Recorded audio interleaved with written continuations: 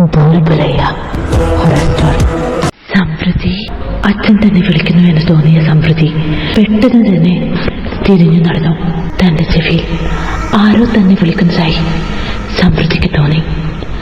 അവളുടെ ചെവിയിൽ ചിരിച്ചുകൊണ്ടൊരു സ്ത്രീ, സംപ്രതി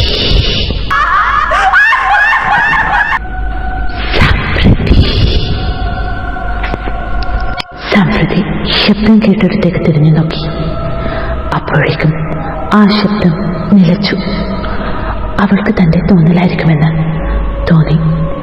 അവൾ വേഗം അച്ഛൻ്റെ അടുത്തേക്ക് പോയി.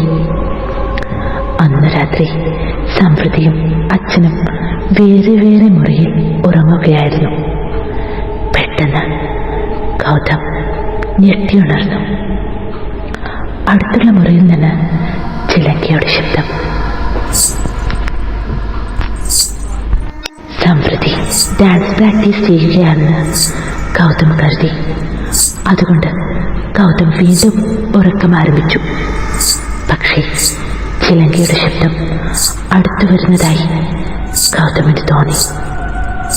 പെട്ടെന്ന് ആ ശബ്ദം തന്റെ ബെഡിലുള്ളതായി ഗൗതം തിരിച്ചറിഞ്ഞു.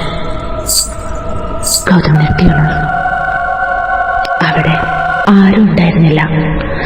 ഗൗതമിന് എന്തോ വല്ലാതെ തോന്നി. ഗൗതം എഴുന്നേറ്റു. സംപ്രതിയുടെ റൂമിൽ പോയി നോക്കി. പക്ഷേ അവിടെ ബെഡിൽ അവളുണ്ടായിരുന്നില്ല. ഗൗതം വല്ലാതെ നർവസായി. ഗൗതം സംപ്രതിയെ ഉച്ചത്തിൽ വിളിച്ചുകൊണ്ടേയിരുന്നു. ഗൗതം ലൈറ്റ് ഓണാക്കാൻ ശ്രമിച്ചു. പക്ഷേ ഓണായില്ല. അവിടെ ഉണ്ടായിരുന്ന ഒരു പഴയ റാന്തലെടുത്ത് അതിന്റെ വെളിച്ചത്തിൽ സംപ്രതിയെ തിരഞ്ഞു. നടന്നുകൊണ്ടേയിരിക്കെ ചിലങ്കയുടെ ശബ്ദം. ഗൗതം ആ ശബ്ദത്തെ പിന്തുടർന്നു. എത്ര തന്നെ പിന്തുടർന്നിട്ടും ആ ശബ്ദം ദൂരേക്ക് തന്നെ പോയിക്കൊണ്ടിരുന്നു. ശബ്ദത്തെ പിന്തുടർന്ന് ആ മുറിയുടെ മുൻപിൽ ചെന്നെത്തി. ആ മുറിയുടെ വാതിൽ തുറന്നിരുന്നു. മുറിയുടെ അകത്തായി ഒരു സ്ത്രീ നൃത്തം ചെയ്തുകൊണ്ടിരിക്കുന്നു. കൂടുതൽ ചിന്തിക്കുന്നതിന് മുമ്പ് ആ മുഖം തെളിഞ്ഞു വന്നു.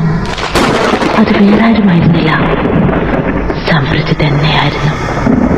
പക്ഷേ സംപ്രതിയിൽ വലിയ രൂപമാറ്റം.